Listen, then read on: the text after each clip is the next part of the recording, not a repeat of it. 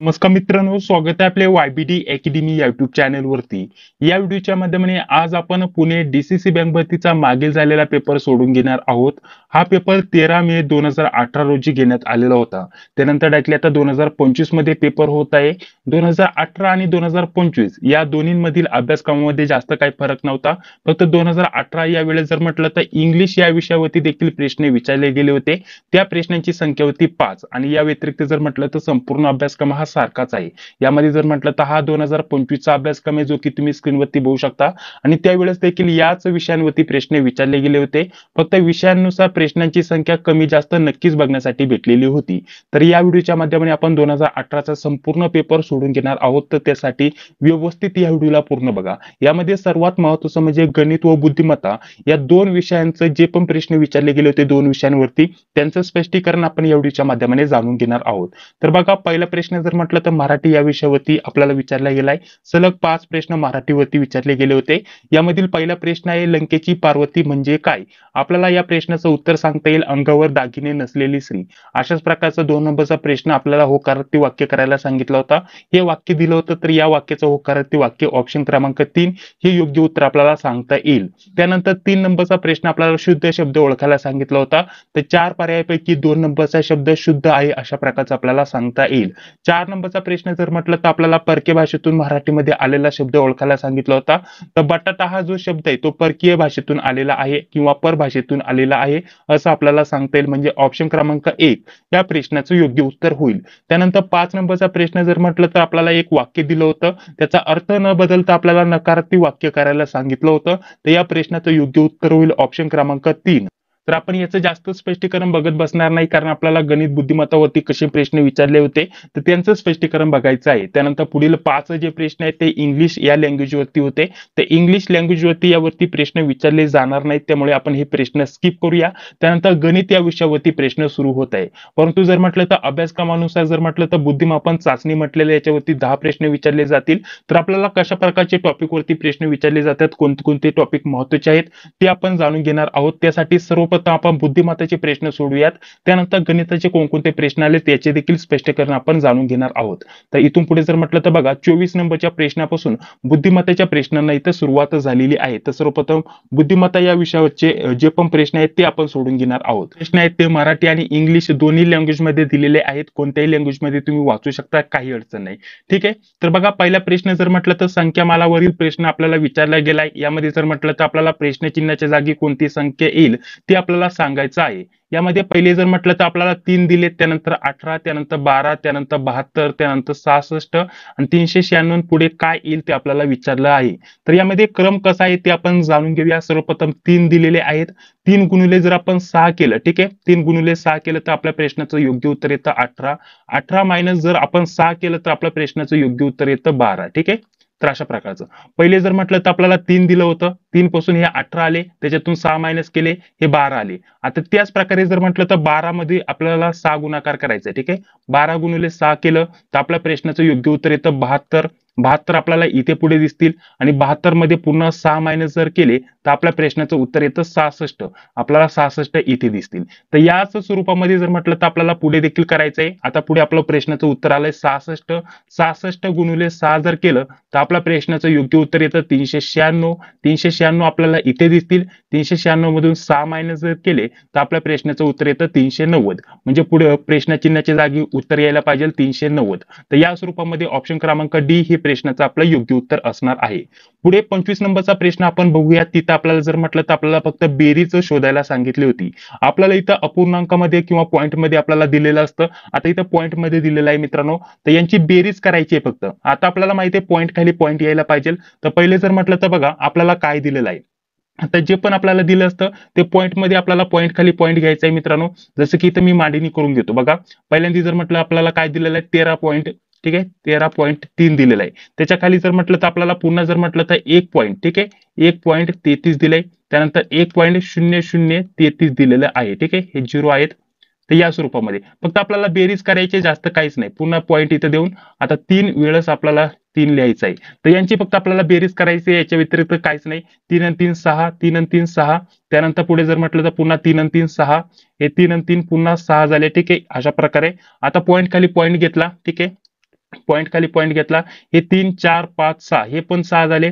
त्यानंतर पुढे एक आहे तो एक आईचा तसा म्हणजे 16 पॉईंट. ठीक आहे, 16 पॉईंट आपल्याला 6666 अशा प्रकारचं उत्तर सांगता येईल. म्हणजे ऑप्शन क्रमांक 2 या प्रश्नाचं योग्य उत्तर असणार आहे.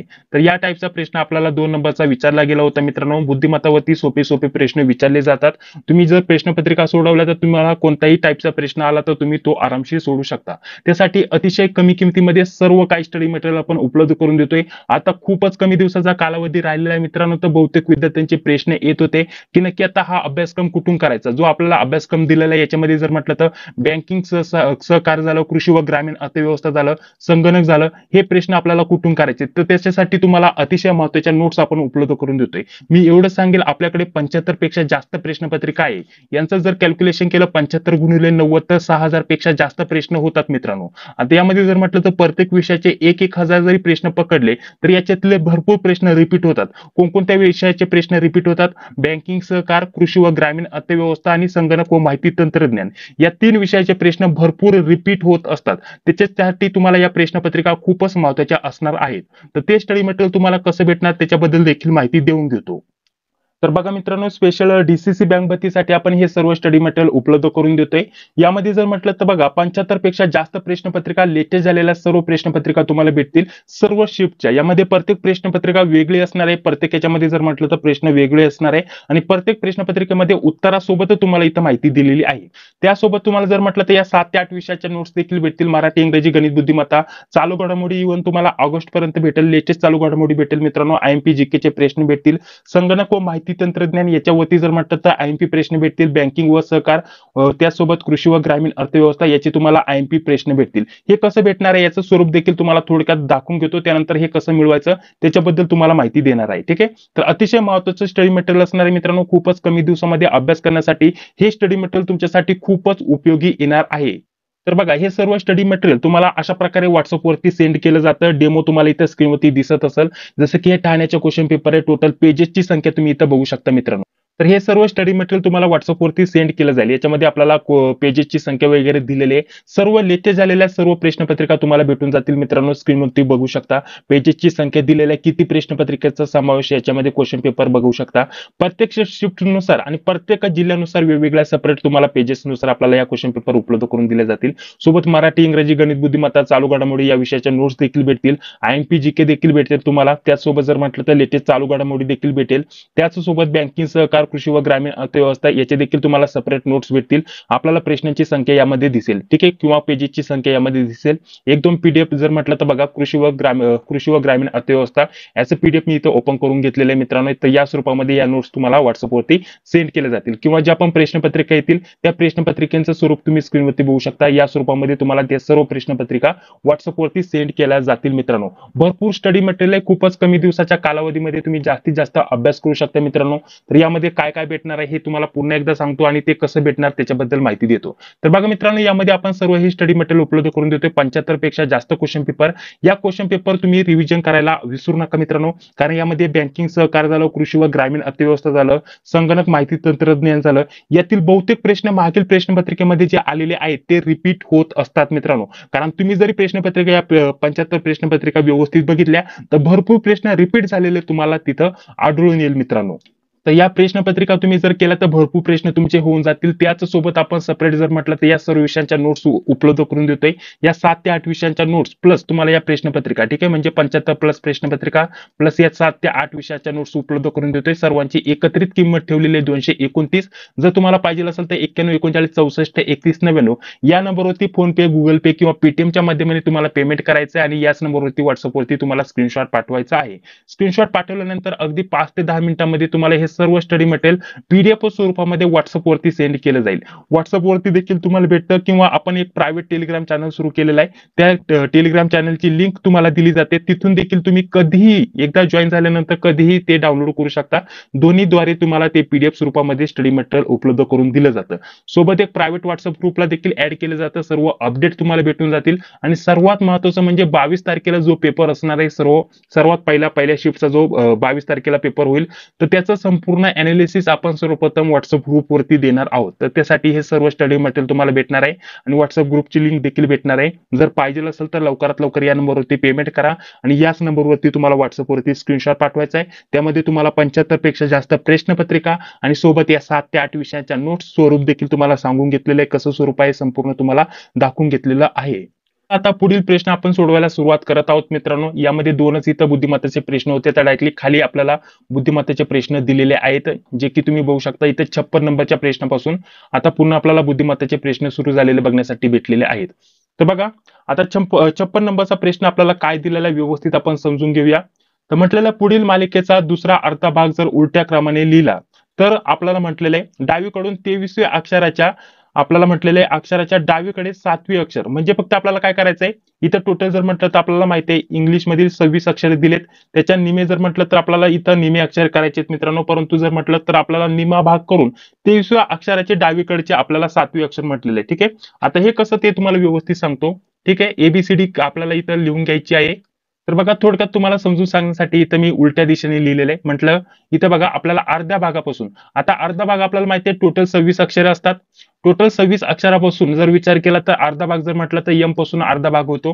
तर अर्धा भागापासून उलटे लिहायला सांगितलेले आहे. जसं की M पर्यंत अर्धा भाग आपण इथं लिहिला आणि इथून जर म्हटलं तर हे आपल्याला जे अर्धा भाग आहे इथून पुढील उलट्या दिशेने लिहायला सांगितलं होतं. म्हणजे Z पासून सुरुवात करायला सांगितली होती N पर्यंत. म्हणजे आपली ही जी लाईन आहे ती अशा स्वरूपामध्ये आता आपण लिहून घेतली. ठीक आहे. आता इथं आपल्याला काय म्हटलेलं आहे आता आपल्याला डावीकडून 23वे अक्षर आता डावी बाजू आणि उजवी बाजू आपण लिहून घेऊया. ही आपली झाली डावी बाजू आणि ही झाली आपली उजवी बाजू. आता त्याच्यानुसार आपल्याला विचार करायचा 23वं अक्षर. आता इथपर्यंत जर म्हटलं तर 13 झालं. त्यानंतर 13 पासून जर विचार केला 13, 14, 15, 16, 17, 18, 19, 20, 21, 22, 23. 23 नंबरचं अक्षर जर म्हटलं तर बघा Q हे आपलं 23 नंबरचं अक्षर झालं. 23व्या अक्षराच्या डावीकडे 7वे अक्षर. ठीक आहे. डावीकडे म्हटलं म्हणजे इकडं. ठीक आहे. या साईडला आपल्याला म्हटलंय 1 2 3 4 5 6 7 7वं अक्षर आहे X. म्हणजे X आपलं हे 7वं अक्षर आहे आणि तेच आपल्याला प्रश्नामध्ये विचारले 7वे अक्षर कोणतं. म्हणजे एकदम सोपा प्रश्न आहे मित्रांनो. तुम्ही जसं समजून घ्याल तसं तुम्ही सोडू शकता. तर ऑप्शन क्रमांक 4 हे आपल्या प्रश्नाचं योग्य उत्तर आहे. पुन्हा एकदा समजून सांगतो. आपल्याला पूर्ण ABCDचे 26 अक्षरे दिलेत. त्यातील आपल्याला अर्धा भाग म्हणजे 13 अक्षर आपल्याला 13 पासून उलटे लिहायला सांगितलेले आहेत. म्हणजे या साईडने झेडच्या साईडने लिहायला सांगितलेले आहेत. आणि त्यापासून जर विचार केला तर पहिल्यापासून 23 अक्षर मोजायचे. ते येत आपल्याला Q आणि Q पासून मागे पुन्हा डावीकडे 7वं अक्षर आपलं X उत्तर येतं. म्हणजे ऑप्शन क्रमांक 4 या प्रश्नाचं आपलं इथे योग्य उत्तर असणार आहे. तर या स्वरूपामध्ये आपल्याला हा प्रश्न विचारला गेला होता. तर ऑप्शन क्रमांक 4 या प्रश्नाचं आपलं योग्य उत्तर होईल. तर चला पुढील 57 नंबरचा प्रश्न देखील ABCDच्या क्रमानुसारच आपल्याला प्रश्नाचं उत्तर द्यायचं मित्रांनो. एकच शब्द दिलेला या शब्दामध्ये अशा किती जोड्या आहेत ज्यांच्यामध्ये तेवढीच अक्षर आहेत जेवढी मालिकेमध्ये आहेत अशा प्रकारचा प्रश्न विचारला गेलाय. आता मालिका आपल्याला ऑलरेडी इथे दिलेली आहे मित्रांनो. समजण्यासाठी सोपं जाईल आपल्याला. आता एकच शब्द दिलेला आहे याच्यामध्ये किती अशा जोड्या आहेत जेवढी मालिकेमध्ये आपल्याला संख्या असतील तेवढीच आहे ते समजून घ्यायचंय. जसं की उदाहरणार्थ E घेतला आणि Y घेतला. ठीक आहे. आता इथं आपण मालिकेमध्ये जर E बघितला तर आपल्याला बघा इथं E दिसत आहे आणि इथं Y दिसत आहे. आता याच्यामध्ये बघा 1 2 3 4 5 6 6 अक्षर आहेत परंतु याच्यामध्ये 6 पेक्षा जास्त आहे. तर ही जोडी होईल का नाही. तर इथे देखील 6 अक्षर असते तर आपली एक जोडी तेव्हा झाली असती. तर त्या स्वरूपामध्ये आपल्याला या प्रश्नाचं योग्य उत्तर गवसायचं आहे किती जोड्या होत आहे. तर उदाहरणार्थ एक जोडी आपल्याला पहिल्यांदा इथं गवसत आहे मित्रांनो. P आणि R घेतला. ठीक आहे. P आणि R इथे देखील एकच अक्षराचा गॅप आहे. इथे देखील एकच अक्षराचा गॅप आहे. म्हणजे एक जोडी आपली P आणि R झाली. ठीक आहे. P आणि R ही आपली एक जोडी झाली. ठीक आहे. 2 नंबरचं जर म्हटलं तर U आणि आपली U आणि Y एक जोडी होईल. ठीक आहे. U आणि Y. ठीक आहे. तर बघा U आणि Y याच्यामध्ये जर म्हटलं तर 3 अक्षराचा गॅप आहे. याच्यामध्ये देखील आपल्याला 3 अक्षरांचा गॅप बघण्यासाठी भेटलेला आहे. ठीक आहे. 3 नंबरची जोडी जर म्हटलं तर R आणि U होईल मित्रांनो. बघा R आणि U. ठीक आहे. त्यामध्ये जर म्हटलं तर हा R. ठीक आहे. हा R आणि हा U. ठीक आहे. म्हणजे इथं बघा R आणि U 2 अक्षरांचा गॅप आहे. म्हणजे R आणि U. म्हणजे अशा प्रकारचे आपल्याला 3 जोड्या इथं गवसत आहे मित्रांनो. म्हणजे ऑप्शन क्रमांक 3 आपल्या प्रश्नाचं इथे योग्य उत्तर होईल. या स्वरूपामध्ये या प्रश्नाचं योग्य उत्तर देता येईल. पुढे जर म्हटलं तर ABCDच्या क्रमानुसारच आपल्याला हा प्रश्न आलेला आहे. फक्त उतरत्या क्रमानुसार आपल्याला दुसरा शब्द कोणता येईल ते आपल्याला सांगायचं आहे. तर यामध्ये जर म्हटलं तर पहिला शब्द कोणता येईल इथं यामध्ये जर विचार केला तर साहजिकच आहे. यामध्ये आपण जरी व्यवस्थित बघितलं तर आपल्याला इथपर्यंत सारखंच आहे O पर्यंत आणि इथं U. आता O आता पहिल्यांदा जर म्हटलं तर O येतो म्हणजे आपल्याला हे साहजिकच आहे. हा 1 नंबरचा अक्षर येईल. आता U नंतर येतो इथून बघा इथं यू इथून सुरुवात झालेली आहे मित्रांनो. तर यू नंतर येतो म्हणजे हे आपलं पहिलं अक्षर झालं. 2 नंबरचं अक्षर जर म्हटलं तर आपलं हे 2 नंबरचं अक्षर झालं. आपल्याला फक्त उतरत्या क्रमानुसार इथं लिहायचे. हे 3 नंबरचं अक्षर झालं. त्यानंतर इथे हे 4 नंबरचं आलं. तर आपल्याला दुसरा शब्द कोणता येईल ते आपल्याला ओळखायचं होतं उतरत्या क्रमानुसार. तर आपलं ऑप्शन क्रमांक 2 या प्रश्नाचं इथे योग्य उत्तर होईल. ठीक आहे. तर अशा प्रकारचं या प्रश्नाचं योग्य उत्तर आपल्याला सांगता येईल मित्रांनो. सोपा प्रश्न होता. एकदम सोपे प्रश्न विचारले गेलेत. समजून आलं. फक्त उतरत्या क्रमाने अक्षराचे आपल्याला जे पण अक्षर आहे जसं की एबीसीडीच्या क्रमानुसार कोणतं अक्षर आलंय ते मॅच करून बघायचं. आपल्याला ते शब्द ओळखून येतील त्याप्रमाणे. आता पुढे बघा. पुढे आपल्याला पुढील प्रश्न जर म्हटलं तर काय दिलेला आहे 59 नंबरचा प्रश्न दिलेला आहे की आर्यन. ठीक आहे. इथं दिलेला आहे की आर्यनचा अर्थ हा दिलेला आहे. त्यानंतर आरटीपीचा अर्थ हा दिलेला आहे आणि एनपीडी चा अर्थ आपल्याला हा दिलेला आहे. तर आपल्याला या शब्दासाठी काय येईल ते आपल्याला ओळखायचं आहे. आता याच्यामध्ये जर म्हटलं तर आपण डायरेक्टली हे लिहून घेऊ शकता आपल्या भाषेमध्ये. आपल्याला जसं वाटेल तसं लिहून घेऊ शकता. आता याच्यामध्ये फक्त एक शब्द एकच वेळेस आला पाहिजे. आपल्याला सेम गवसायचंय. जसं की उदाहरणार्थ इथं बघा. इथं की आर्यन घेतलं. की आर्यनचं घेतलं जर म्हटलं तर आपण त्याच्यासाठी काय दिलेलं आहे. इथं बघा कॅलस इथं आपल्याला दिलेलं आहे. ठीक आहे. कॅलसची सुरुवात झालेली मित्रांनो. त्यानंतर 2 नंबरचं जर म्हटलं तर बघा 2 नंबरचं जर म्हटलं तर बघा हे घेऊया एनपीडी. ठीक आहे. हे घेऊया आणि हे घेऊया काय अडचण नाही. त्यानंतर आर टी. ठीक आहे. त्यानंतर आर टी पी हे आपण घेतलं. तर यांच्यानुसार जर म्हटलं तर जे पण दिलेलं आहे ते आपण इथं लगेच पुढे लिहून घेऊया. तर बघा थोडक्यात मी समजून सांगण्यासाठी हे लिहून घेतलेलं आहे. आता आपल्याला फक्त सेम शब्द गवसायचे जसे की इथं जर विचार केला तर इथं एन आला. इथं एन आला. ठीक आहे. आपण इथं चौकट केली. आता याच्यामध्ये सेम काय आहे मग एनला जर विचार केला तर हा शब्द आपण घेऊ शकतो. हे 2 शब्द सारखे म्हणजे एन या शब्दाचं जर म्हटलं तर आपण घेऊ शकतो हा शब्द. ठीक आहे. हा आपण इथं फक्त लिहून घेतला. त्यानंतर पुढे जर म्हटलं तर आपण बघा आता 2 नंबरला जर म्हटलं तर इथे आपल्याला पी दिसत आहे. इथे पी दिसत आहे. तर इथं आपण पी घेतला. इथं आपण पी घेतला. इथं हे 2 शब्द सारखेच आहे आणि याला जर म्हटलं तर आपण काय घेऊ शकतो जसं की इथे सॅड शब्द आलाय. इथं सॅड शब्द आलेला आहे. म्हणजे जर विचार केला तर पी ला आपण काय घेऊया सॅड हा शब्द. आणि त्याच प्रकारे आपल्याला फक्त एकच शब्द गवसायचा. आता यामध्ये जर म्हटलं तर आता बघा सारखे शब्द इथं आपल्याला लाईफ दिसत आहे. इथं लाईफ दिसत आहे. याला आपण अंडरलाईन केली समजण्यासाठी. इथे आर आहे. इथे आर आहे. म्हणजे आर ला जर म्हटलं तर लाईफ हा शब्द आला. ठीक आहे. तर आपल्याला तेच विचारलंय मग कॅलेसला कोणता शब्द येईल ते आपल्याला विचारले मित्रांनो.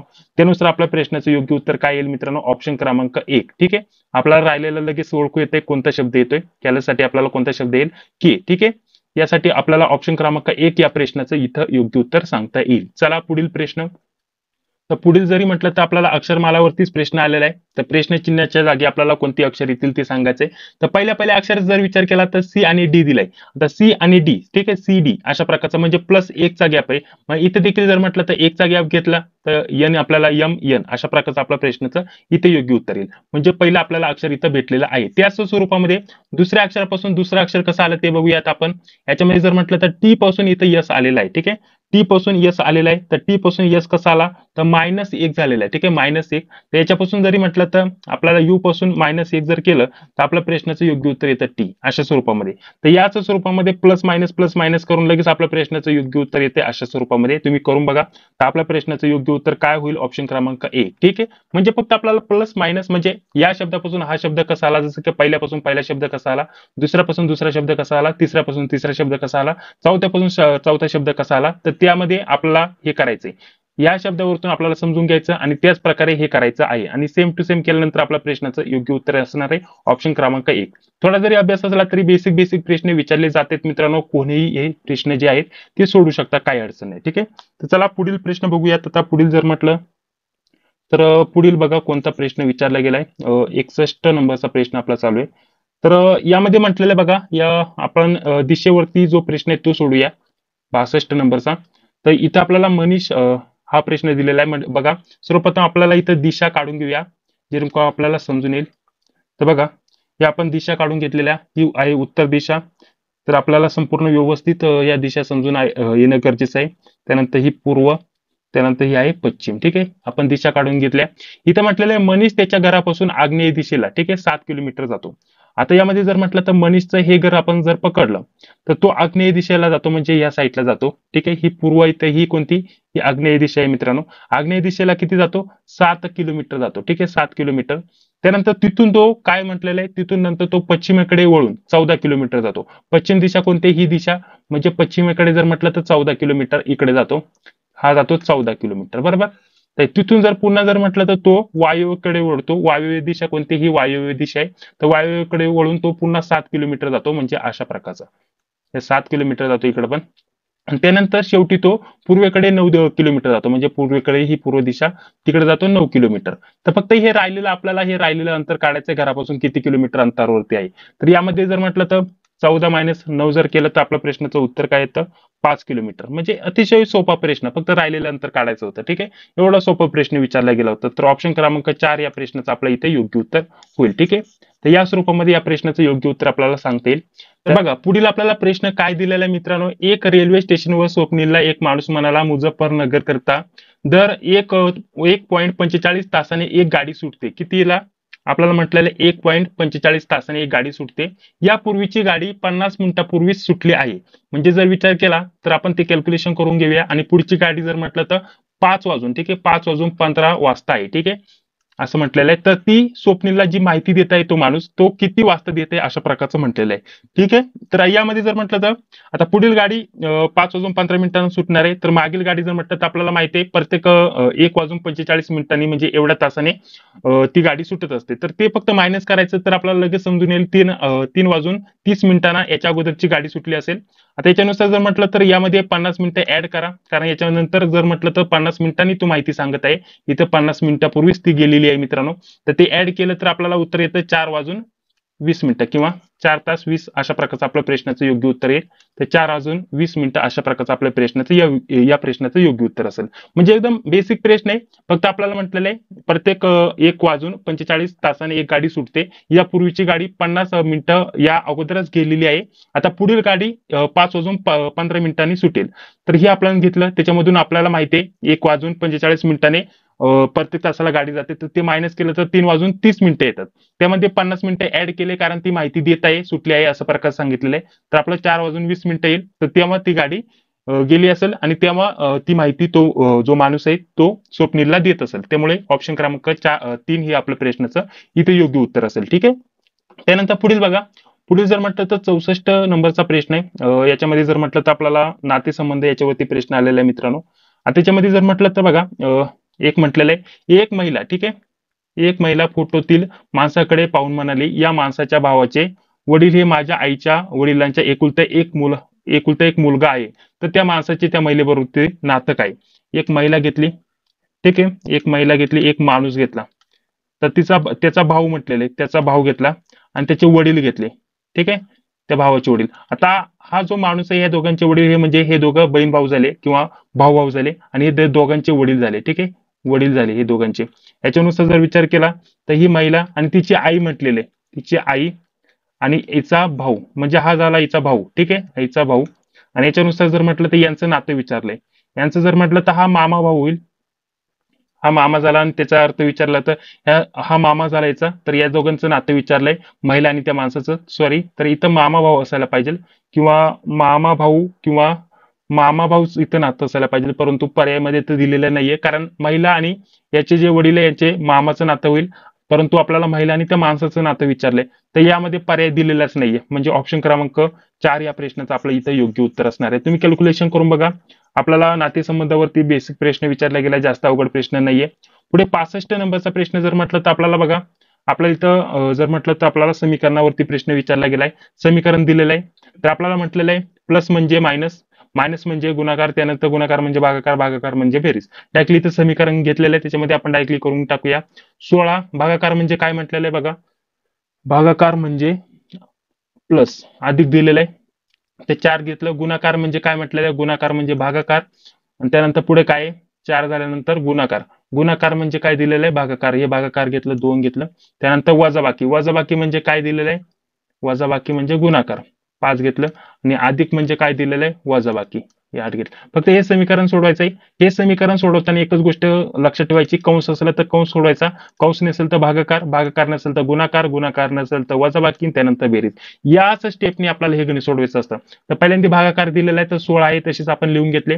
भागाकार केला तर आपण भागाकार केला तर 2 उत्तर येतं. त्यानंतर गुणाकार सोडवायचा असतं सांगितलं तुम्हाला, तर इथं गुणाकारची क्रिया आहे. 16 आपण आहे तसेच ठेवले. आपण गुणाकार केला 5 दुने 10, 10 आपलं प्रश्नाचं उत्तर आलं. ठीक आहे. त्यानंतर आपल्याला इथं वजाबाकी दिलेली आहे. आता 16 आहे असे ठेवायचे, तुम्हाला सांगितलं इथं आपल्याला याच क्रमाने करायचं. तर 10तून 8 गेले जर विचार केला तर आपल्या प्रश्नाचं योग्य उत्तर काय येतं? मग 10तून 8 गेले तर आपल्या प्रश्नाचं योग्य उत्तर येतं 2. ठीक आहे. तर 2 आलं. आता आपल्याला फक्त जर म्हटलं तर इथं यांची बेरीज करायची. 16 + 2 आपलं प्रश्नाचं आलं उत्तर 18. तर या स्वरूपानुसार म्हणजे जास्त काही समीकरणाचे जे प्रश्न होते ते पण अवघड आपल्याला विचारले गेले नाही. बेसिक लेवलचे प्रश्न आपल्याला विचारले गेलेत. म्हणजे आपला प्रश्नाचं उत्तर जर म्हटलं तर ऑप्शन क्रमांक 1 18 हे आपल्या प्रश्नाचं इथे योग्य उत्तर असणार आहे. ठीक आहे. तर 18 हे आपल्या प्रश्नाचं इथे योग्य उत्तर होईल. ठीक आहे. तर बघा पुढे जर म्हटलं तर पुढील आपल्याला आता हे बुद्धिमत्ताचे टोटल जे प्रश्न होते ते झालेले आहेत मित्रांनो. थोडक्यात तुम्हाला स्पष्टीकरण देऊन घेतलेलं आहे. तर गणिताचं देखील एकदम बेसिक मध्ये थोडक्यात तुम्हाला स्पष्टीकरण देतो. जर तुम्हाला डिटेलमध्ये स्पष्टीकरण पाहिजे असेल तर कमेंट बॉक्समध्ये सांगायला विसरू नका. त्याच्यावरती आपण सेपरेट व्हिडिओ देणार आहोत. ठीक आहे. तर बघा आता गणिताचा इथं पहिला प्रश्न आलेला आहे. आता यामध्ये पहिला जो प्रश्न आलेला आहे तो व्यवस्थित समजून घेऊया. एकदम बेसिक लेवलचे प्रश्न तुम्हाला विचारले गेले, जास्त अवघड प्रश्न नाहीयेत मित्रांनो. लगेच तुम्हाला प्रश्नाचे उत्तर काढता येणार आहे.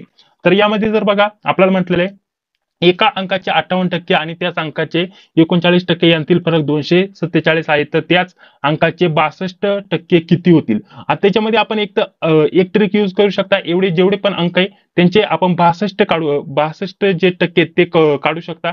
मग बाकीचे जे टक्के उरले ते आपण कॅल्क्युलेशन केल्यानंतर यांतील जो फरक आहे तो आपण काढून हे उत्तर बरोबर आहे की नाही ते करू शकता. नाहीतर डायरेक्टली जर म्हटलं तर पर्सेंटेज वाईज जे आपलं सूत्र आहे त्याच्यानुसार देखील करू शकता.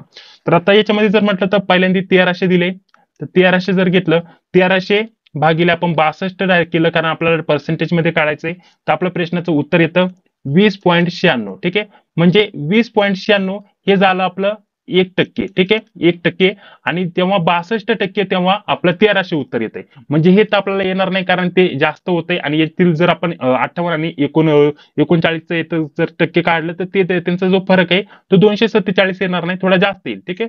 त्याच्यामुळे हे काढून टाकलं. थोडी कमी संख्या आपण बघूया. जास्तीच कमी आपल्याला संख्या इथे येणार आहे हे आपल्याला समजून आलं.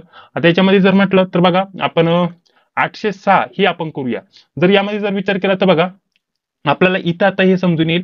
806 जर घेतले, 806 भागिले डायरेक्टली 62 केलं तर आपल्या प्रश्नाचं उत्तर काय येतं? 13. आता हे 13 जे उत्तर आलंय 13 म्हणजे 1%. 13 बरोबर 1% असं आपल्याला म्हणायला हरकत नाही. आणि जेव्हा 62% होतं, ठीक आहे, 62% तेव्हा आपलं होतं 806 उत्तर. हे आपल्याला इथपर्यंत समजून यायला पाहिजे. आता यामध्ये जर विचार केला तर मग 100% केलं तर आपल्याला कसं उत्तर येईल बघा. 13 गुणिले जर आपण डायरेक्टली इथं 100 केलं तर आपल्या प्रश्नाचं उत्तर येतं 1300.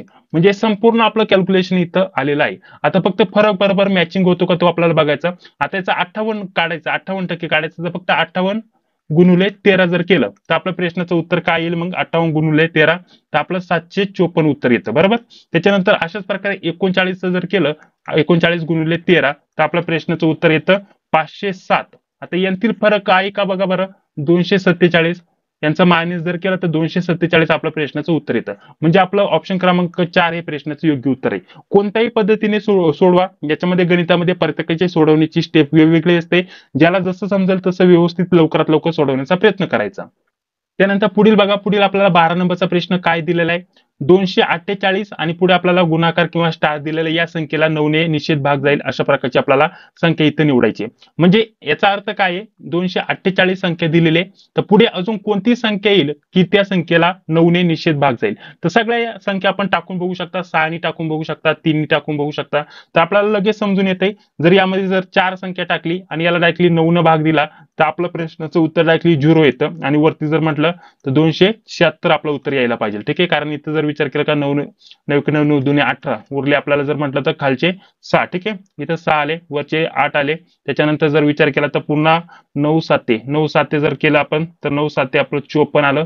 54 मधून जर विचार केला, सॉरी 9 7 इथं आपल्याला 63 यायला पाहिजे. 9 7 63. ठीक आहे.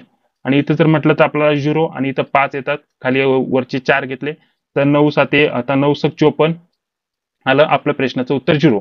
तर म्हणजे आपल्याला फक्त निषेध भाग जायला पाहिजे असं म्हणायला हरकत नाही. म्हणजे आपल्याला निषेध भाग जाणारी संख्या ओळखायची होती मित्रांनो.